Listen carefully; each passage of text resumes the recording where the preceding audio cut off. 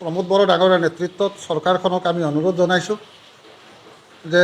যোৱা বছৰ বৰপেটা ৰোডত আমি যিটো মিটিং কৰিলে নাক এক্ৰেডিটেশ্যনৰ কাৰণে তেওঁ প্ৰতিখন কলেজত 25 লাখকৈ দিম বুলি কথা দিছিলে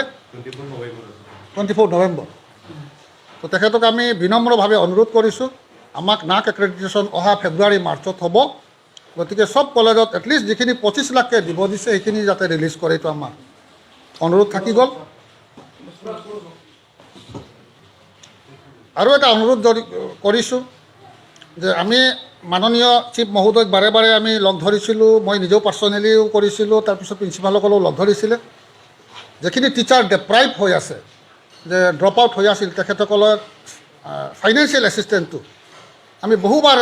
ৰিকুৱেষ্ট কৰিছিলোঁ, কিন্তু তেখেতৰ এজন ছেক্ৰেটাৰী তেওঁ আমাক ফাইলটোৱে পাছ কৰিব নিদিয়ে। গতিকে আমি BTC হোৱাৰ পিছত এই প্ৰথম ডেপ্ৰাইভ হৈছে যে 25 বছৰ 20 বছৰ ধৰি চাকৰি কৰা বিনা বেতনত একজন PhD হোল্ডাৰ। গতিকে আমি বাৰে বাৰে এপ্ৰ'চ কৰাৰ পিছতো তেওঁলোকে আজিলৈ 8,000 দিব পৰা নাই। আৰু কলেজবিলাকৰ বেছি প্ৰব্লেমটো হৈছে অসম চৰকাৰে আমাৰ ফিজবোৰ আধা দিয়ে আধা নিদিয়ে, যিখিনি আমি ফ্ৰী এডমিশ্যন কৰোঁ, আৰু আধা নিদিয়াৰ কাৰণে আমাৰ যি প্ৰব্লেম হৈছে লাইটৰ বিল দিব পৰা নাই, কলেজৰ duster chalk pencil even laboratory ইকুইপমেণ্টছৰ বাকী থাকি যায়। গতিকে আমি প্ৰমোদ বড়ো ডাঙৰীয়াৰ ওপৰত বিশ্বাস আছে, তেখেতে আমাৰ এইটো সহানুভূতিৰে বিবেচনা কৰিব, আৰু ব্যুৰক্ৰেটিক যিটো প্ৰব্লেম এইখিনি আমি অনুৰোধ জনাইছোঁ তেখেতে যাতে সলিউশ্যন কৰে। আৰু 25 লাখকৈ যিটো তেওঁ ৰিলিজ কৰিম বুলি কৈছিলে সেইটো যদি নকৰে আমি নেক্সট পৰৱৰ্তী ব্যৱস্থাটো আমি কি কৰিম, আমাৰতো হাংগাৰ ষ্ট্ৰাইকৰ বাহিৰে কোনো উপায় নাই, আমি হাংগাৰ ষ্ট্ৰাইক কৰিম কলেজৰ স্বাৰ্থত, এইটো আমাৰ। আৰু এটা অনুৰোধ জনাইছোঁ, তেখেতে আমাৰ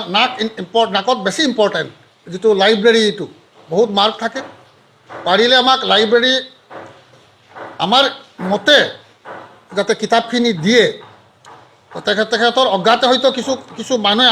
তেখেতৰ অজ্ঞাতে কিছু মানুহে আমাৰ পৰা কিছুমান কলেজৰ প্ৰিন্সিপালৰ পৰা দিল্লীৰ পৰা অহা কোনোবা লাইব্ৰেৰিয়ান নাকি পাব্লিচাৰ আহি লৈ গৈছে। ডাষ্টবিন আমি নবনাওঁ, তেনেকুৱা কিতাপ আমাক নালাগেও। আৰু আমি আজি সিদ্ধান্ত লৈছোঁ আমি এই বস্তুটো আমি প্ৰমোদ বড়ো ডাঙৰীয়াক আমি জনাম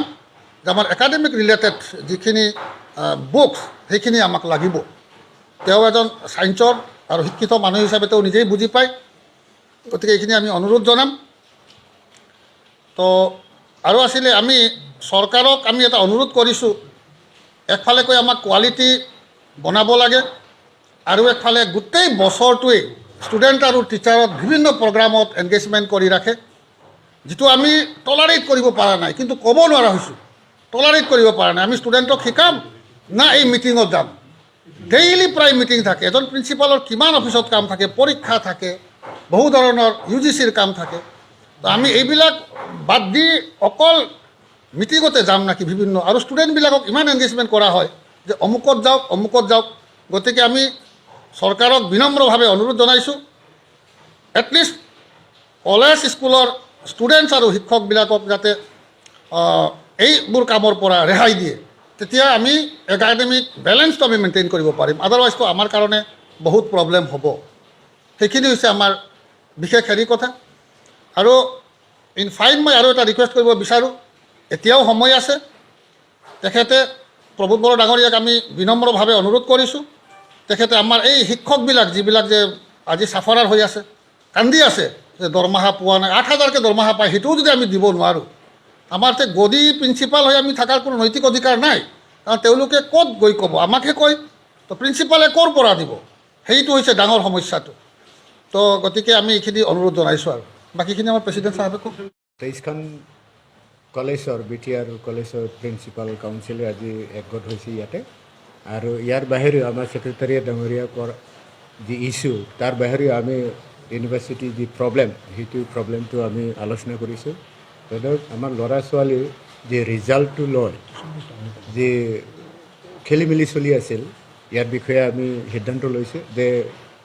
বড়োলেণ্ড ইউনিভাৰ্চিটিয়ে অন্ততঃ চিলেবাছটো ভালদৰে বনাব লাগে, আৰু সেইটো মজবুত কৰিব লাগে, যাতে ল'ৰা ছোৱালী সেই চিলেবাছটো লৈ এভেইলেবল কিতাপ পোৱা যায়। সেইটো আমি ৰিকুৱেষ্ট কৰিম, মেমৰেণ্ডাম আমি লিখিছোঁ। আমি দি দিম সেইটো এটা আৰু নেক্সট আমাৰ যি কলেজবিলাকৰ যি UGC গ্ৰেণ্ট আছিলে সেইটো 2014 পৰা বন্ধ হৈছে এতিয়া UGC যি বাৰ্ডেন সেইটো ৰুচাই লৈ গৈছে যেতিয়ালৈকে কলেজবিলাকে নাক এছেছমেণ্ট নকৰে এক্ৰিডিটেশ্যন নকৰে তেনেহ'লে সেই ৰুচাই গ্ৰেণ্ট নিদিয়ে সেইটো আমি ভালকৈ জানো আৰু সেই নাক এছেছমেণ্ট কৰাৰ কাৰণে যি ইনফ্ৰাষ্ট্ৰাকচাৰ চব ছাইডৰ পৰা কলেজবিলাকক লগা হয় সেইটো আমি BTR কলেজে সম্পূৰ্ণ কলেজে সেইটো পোৱা নাই আৰু সেইকাৰণে বহুতটা কলেজ নাক এছেছমেণ্ট কৰিব পৰা নাই ফাৰ্ষ্ট চাইকেল কৰিব পৰা নাই কিছুমান কলেজ আছে থাৰ্ড চাইকেললৈকে কৰি আছে থাৰ্ডত সোমাব কিছুমানে একবাৰে কৰিব পৰা নাই সেই প্ৰব্লেমটো হ'ল লাইব্ৰেৰী যি কণ্ডিশ্যন ইনফ্ৰাষ্ট্ৰাকচাৰ কণ্ডিশ্যন বিভিন্ন ধৰণৰ সেইবিলাক আমি ফুলফিল কৰিব পৰা নাই যাৰ ফলত SSR বুলি আছে সেল্ফ ষ্টাডি ৰিপৰ্ট নাক এছেছমেণ্ট ৰিপৰ্টত সেইটো আমি ফিল আপ কৰাৰ খুব অসুবিধা হয় তাতে 0 যদি যায় মানে নীল যদি যায় তেনেহ'লে সেই নাম্বাৰটো নাহে মানে ফিল কৰিব পাৰে আমাৰ সেই কলেজবিলাকে সেইটো এটা আৰু নেক্সট আমাৰ যি কলেজবিলাকৰ টিউশ্যন ফি 2007-08 পৰা টিল টুডে আজিলৈকে যে টিউশ্যন ফি গভমেণ্টৰ পৰা BTR গভমেণ্ট বা আসাম গভমেণ্টে অন্তত BTC গভমেণ্টে আমাৰ পৰা 60% ঘূৰাই দিবলৈ দিছিলে কিন্তু 2016 পৰা গভমেণ্টে আমাক ফ্ৰী এডমিশ্যন ল'ব দিছে যাৰ ফলত আমি এক পইচাও লোৱা নাযায় ষ্টুডেণ্টৰ পৰা আগৰ কিন্তু লৈছিলে 60% BTC গভমেণ্টে ঘূৰাবলৈ দিছিলে কিন্তু প্ৰায় কলেজে সেইটো ঘূৰাব পৰা নাই কাৰণ আমাৰ যি টিচাৰ এংগেজ কৰা হয় টেম্পৰাৰীলি তেখেতসকলক দৰমহা দিয়াত এই পইচাটো আমি ইউজ কৰোঁ যাৰ ফলত সেই আগৰ প্ৰিন্সিপালবিলাকে সেইটো ঘূৰাই দিব পৰা নাছিল যাৰ ফলত এই বস্তুটো এতিয়ালৈকে সেই ইছ্যুটো আহি আছে আমি এটা ৰিকুৱেষ্ট কৰিম BTC গভমেণ্টক প্ৰমোদ ডাঙৰীয়া তেখেতক যে অন্তত সেই টিউশ্যন ফি বহুতটা কলেজে দিব লগা আছে 60% সেইটো কোনোবা কলেজে কোনোবা কলেজে 1 crore দিব লগা আছে সৰু সৰু কলেজ 34-35 লাখ সেনেকৈ দিব লগা আছে আৰু ইয়াৰ বিষয়ে আমি যেতিয়া BTC ছেক্ৰেটাৰিয়েট আলোচনা কৰিছিল এই 2 মাহ আগত এডুকেশ্যন মিনিষ্টাৰ পেগু ডাঙৰীয়া আছিলে আমাৰ চিফ ডাঙৰীয়া আছিলে গোটেই অফিচ বিষয়া তেখেতসকলে আছিলে এই সময়ত মই নিজে ৰেইজ কৰিছিলোঁ এই টিউশ্যন ফিটো গভমেণ্ট কলেজবিলাকে অলপমান প্ৰব্লেম পাই আছে এইটো ইমিডিয়েটলি সলিউশ্যন কৰি দিব লাগে আৰু যদি কৰি দিয়ে আমাৰ কলেজৰ কাৰণে সেইটো ভাল হ'ব কাৰণ সেই আগৰ পইচা মাখা আমি কেতিয়াবা নতুন প্ৰিন্সিপাল হৈ দেখা নাই কি কৰিম ক'ত কি ডিচিশ্যন ল'ম সেইটো আমি অলপমান অসুবিধাত পৰি আছোঁ সেইকাৰণে এইটো যদি সলিউশ্যন কৰে এইটো কলেজৰ কাৰণে ভাল বুলি কৈছিলোঁ ইমিডিয়েটলি আমাৰ এডুকেশ্যন মিনিষ্টাৰ ছাৰে কৈছিলে এইটো কলেজৰ পৰা মানে পইচাটো অনা নহ'ব বৰংচ সেইটো অৰ্ডাৰ দি পেলাই আমি সেইটো সলিউশ্যন কৰিম মানে এক্সাম কৰিম বুলি তেখেতে আমাক ৱৰ্ড দিছিলে সেইখিনি আছে আৰু বিশেষকৈ আমি আজি যি প্ৰিন্সিপাল কাউন্সিল যি মিটিং 23 কলেজৰ সেইখিনি সিদ্ধান্ত আমি হাইডতে লোৱা হৈছে আৰু সেইটোত আমি যি কনচাৰ্ণ অথৰিটি যেনেবা GU BTC director BTC chief তেখেতসকলক লগ ধৰি পেলাই আমি সেই সিদ্ধান্তটো জনাম গতিকে একজেক্টলি সেনেকৈ ডিচিশ্যন আমি লোৱা নাই কাৰণ বড়োলেণ্ড ইউনিভাৰ্চিটি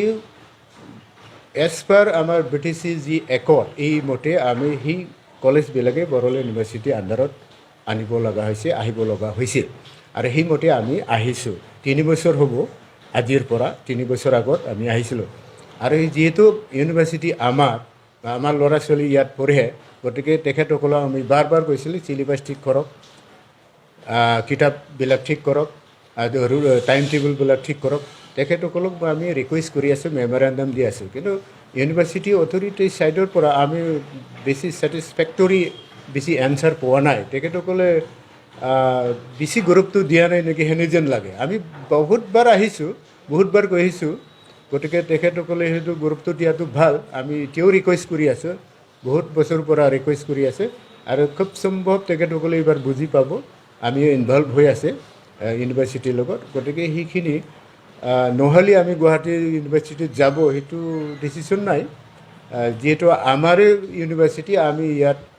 ইনভলভ হৈ পেলাই এই চলিউশ্যনটো আনিব পাৰিব বুলি মোৰ আশাবাদী